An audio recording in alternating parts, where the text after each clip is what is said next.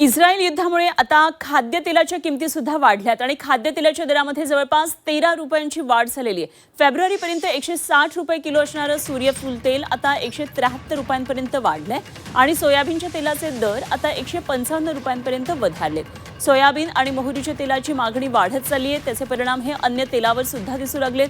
साबुदाण्याच्या किमतींमध्ये वाढ झाली आहे. दरम्यान निर्यात केला जाणारा बासमती तांदूळ आता बंदरामधून परत आल्यानं येत्या काही दिवसांमध्ये तांदळाच्या किमती मात्र कमी होण्याची शक्यता वर्तवण्यात येते.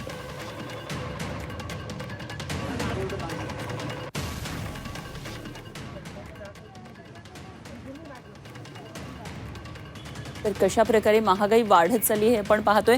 शेंगदाणा तेल 194 रुपये 32 पैसे असा दर आहे. राईचं तेल 204 रुपये 22 पैसे लिटर.